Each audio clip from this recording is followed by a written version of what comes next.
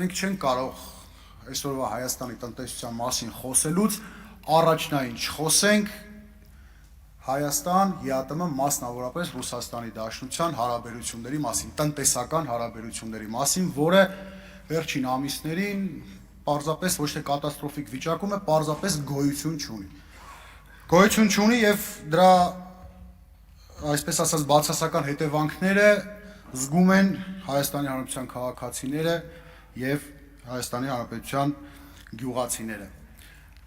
Այս տարի մի փոքր այս արտահանումը, որ չկա դեպի Ռուսաստանի Դաշնություն, մի փոքր մեղմում է այն փաստը, որ ընդհանուր բերքը այս տարի մի փոքր քիչ է նախորդից։ Կա բերքի որոշակի տեսակներ, որ շատ է քիչ եղել, կա, չգիտեմ, բայց ընդհանուր գլոբալ առումով շատ ավելի քիչ է։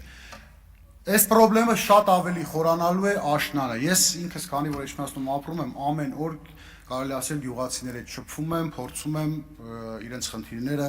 լսել, որպեսզի բարձրաձայնենք, հասկանանք, ձեր առջև նաև բարձրաձայնենք, որպեսզի առաջնային դուք զբաղվեք դրանով, լուծեք, քանի որ Հայաստանի Հանրապետության իշխանությունները դուք եք։ Հարցեր են հնչում, թե դա քաղաքական խնդիր է, թե տնտեսական։ Դա ձեր վարած արտաքին քաղաքականության, ապաշնոր քաղաքականության արդյունքն է։ Գյուղացիները, գիտենք, բազմաթիվ վարկեր են վերցրել, նաև կան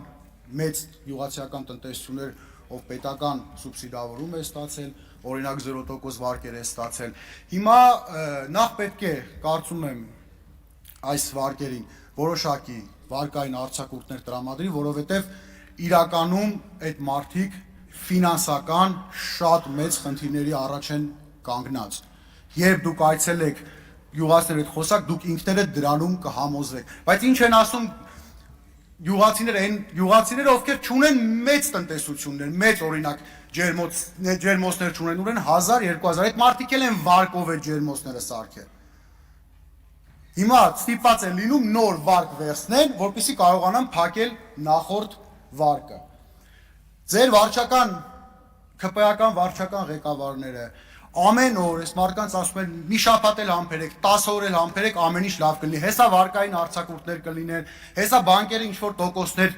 կզիջեն, բայց ամեն օր այս մարդիկ լուսացնում են, սպասում են դրան ու ամեն օր կարծես տեղի չի ունենում։ Մի կարևոր բան էր, ասում են հիմնականում գույքագրում են այն տնտեսությունները, ում գիտեն, որ այդ տնտեսության տերերը